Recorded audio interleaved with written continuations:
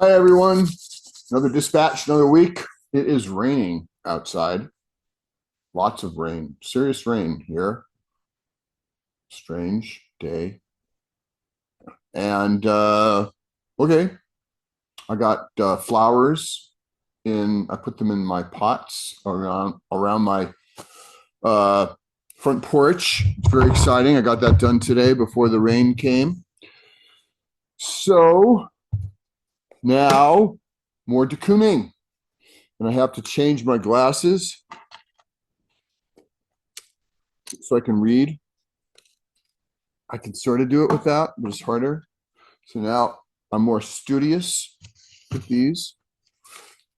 Anyway, all right. So we're going to go through that essay by David Sylvester. We're going to pick up from Pink Angels, go through part 3, and that'll be it. Even though there's more parts, but I think that'll be it. So, okay. Can you hear me? So, talking about influence of Cubism and Picasso on de Kooning. Where it really takes hold is in a work that was probably the single most decisive turning point in a career unusually full of twists and turns, Pink Angels of circa 1945.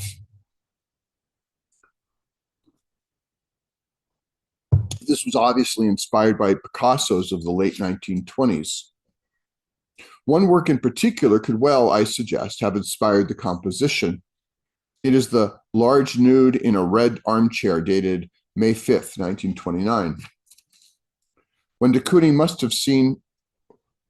Kooning must have seen in Alfred Barr's exhibition Picasso 40 Years of His Art at the Museum of Modern Art in 1939, and would surely have seen again and again in full-page reproduction in that exhibition's catalog.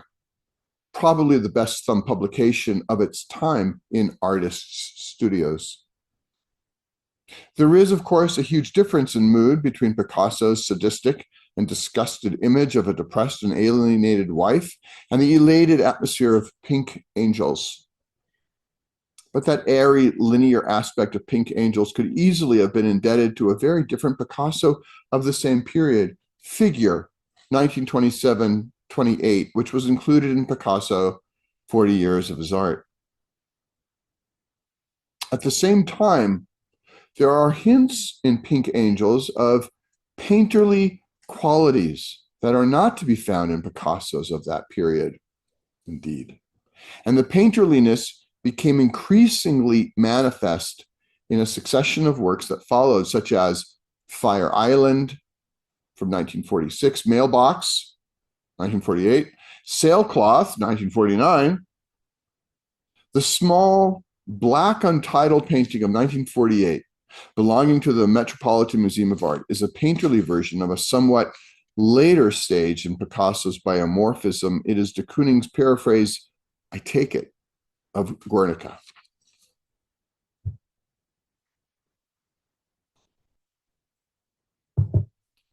The influence of classic synthetic cubism came much later in the highway and related landscapes of the late 1950s. Here, it was not at all a question of taking over certain forms and configurations and adding painterliness. Here, the painterliness was primary, the broad slashing strokes, the accompanying spatterings and drippings and tricklings of paint. The paint works as an equivalent for daylight, dazzlement in the sensation induced by that seminal masterpiece, February of 1957, plus the suggestion of Turnerish storms at sea. But all the explosive energy is wonderfully, tensely contained and held in equilibrium. And it seems to me that what holds it is an inheritance which is hinted at there, halfway between the central point of the canvas and the top right corner, in the sudden encrusted shape like a paint tube or a penis of a very large bird dropping, a shape made of paint, but looking as if superimposed, like an element in an assemblage, an inheritance clearly revealed in slightly later canvases such as Ruth's Zowie of 1957 and Souvenir of Toulouse of 1958. The inheritance is the body of Papier Collé by Braque and Picasso, the paradigm of construction in 20th century art. In these de Kooning landscapes, large loaded brush marks echo with massive resonance those beautifully flimsy pieces of paper, cut out in triangles and quadrilaterals and polygons, and stuck down on a sheet of paper in dynamic balance. Now, synthetic cubism is, of course, the aspect of cubism that has been most widely influential. When we speak of a post-cubist painter, we almost invariably mean that he has come out of synthetic cubism. De Kooning is unusual in that he was crucially influenced by analytical cubism. Not surprisingly, though, given that he was a naturally painterly painter and that analytical cubism is the painterly face of cubism. A clear line of historical development runs from late Cézanne to the analytical cubism of Braque and Picasso, to Mondrian's version of analytical cubism in paintings such as Composition 7 of 1913 in the Guggenheim, to de Kooning's Excavation of 1950. Absolutely. I just want to say, absolutely. I agree. What the development meant was using the language with increasingly thick paint and therefore moving from near transparency to near opaqueness, a very luminous opaqueness. The plays of Grays and Braque and Picasso becomes a play of blacks and whites, marvelous in that it is indeed, at its best, a play of black and white and not of black on white or white on black. An exquisite small canvas of 1949 called Zot, painted, maybe I'll put that, maybe we'll put that one. Painted with the subtlest gradations between thick and thin, epitomizes that equality of black and white. It dances as vigorously as a Mondrian dances and is as tightly structured. And when the paint got still more opaque in the early 1950s and the flashes of red and green and yellow and blue got bigger, analytical cubism was still there.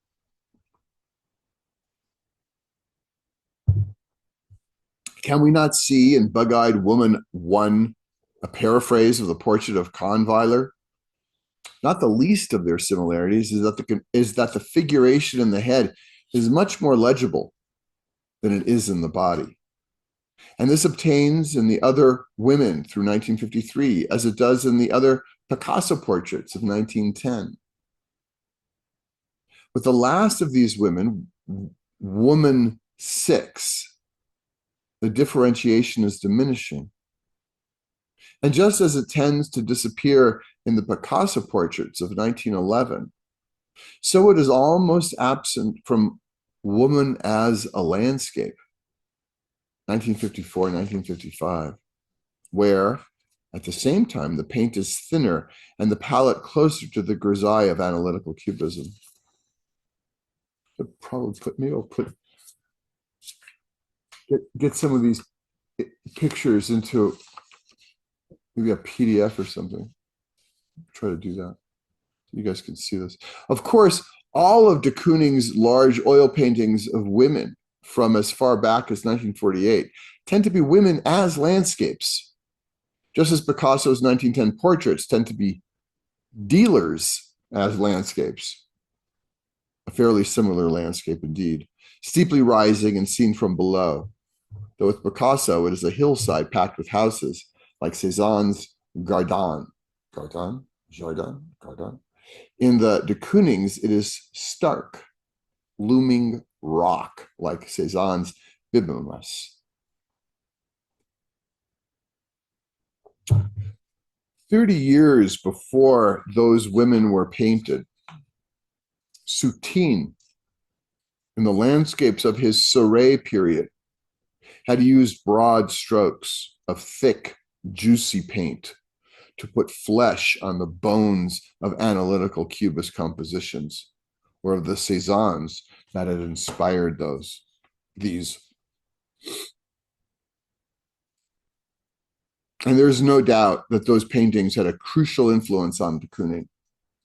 Shortly after I wrote in 1959 that Soutines, such as Village Square Céret and Red Roofs Céret, included in the one-person show at the Museum of Modern Art in 1950, could well have influenced the woman paintings and later paintings such as February 1957. I made the acquaintance of de Kooning and learned that he concurred with what I'd said. I mention this because de Kooning did not explicitly single out the Céret paintings when in 1976-77 he improvised a remarkable eulogy on Soutine, inspired by a request to identify his key influences. Quote, I think I would choose Soutine. I've always been crazy about Soutine, all of his paintings. Maybe it's the lushness of the paint. He builds up a surface that looks like a material, like a substance. There's a kind of transfiguration, a certain fleshiness in his work. I remember when I first saw the Soutines in the Barnes collection, the Matisses had a light of their own, but the Soutines had a glow that came from within the paintings. It was another kind of light.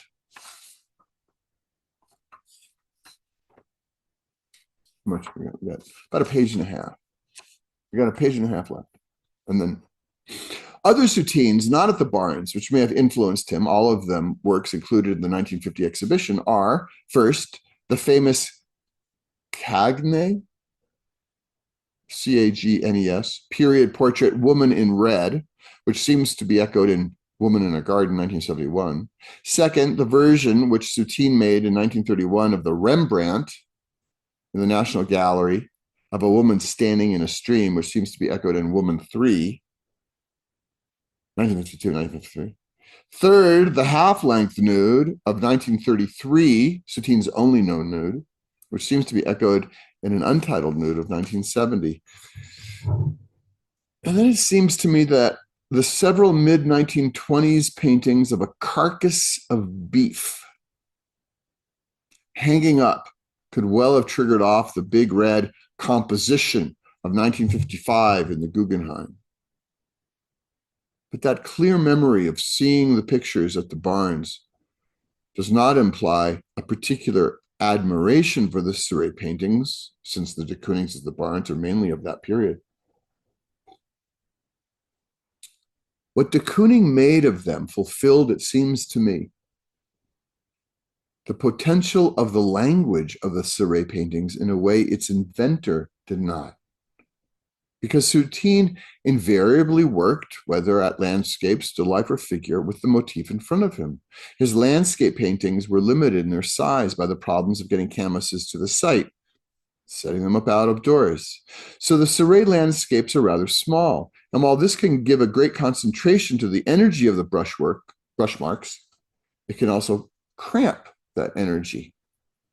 De Kooning perceived the potential for enlargement of such marks and, working as he did in the studio, explored it increasingly. February became the masterpiece of Soutine's Céret period. The development of de Kooning's painterliness then was very much tied up with using lush paint to enrich cubism. And if that consummation was certainly helped by the example of Soutine, it was also possibly helped by that of Matisse.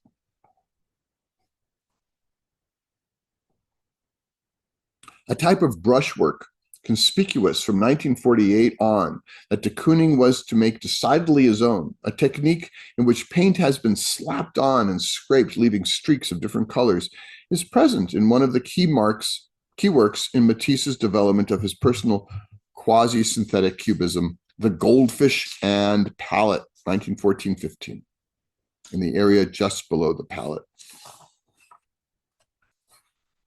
Skipping. De Kooning may also have learned something from the most painterly of all the great 20th century painters, Bonnard.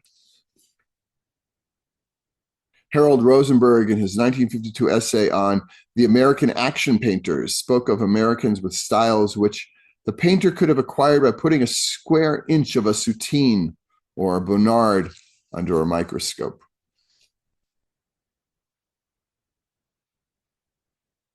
Equivocal forms are found in a space with a slow rolling movement and a resemblance to Bonnard's up-tilted tabletops. They're purely visual and relate to the fleeting quality of sensations, the rapidity of the play between actuality and memory, uncertainty as to the identity of something seen, uncertainty even as to whether something tangible is there where that area is of a different color is. The parallels suggest that Bonnard, too, was a slipping glimpser.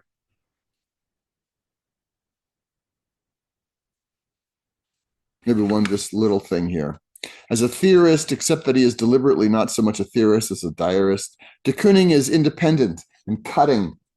For instance, the attitude that nature is chaotic and that the artist puts order into it is a very absurd point of view, I think. All that we can hope for is to put some order into ourselves. All right, I'll stop there.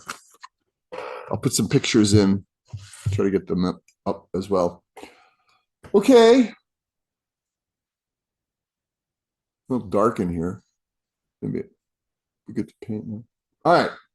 Hope you're all well, making stuff, carrying on, carry on. Let's all carry on. We got to carry on.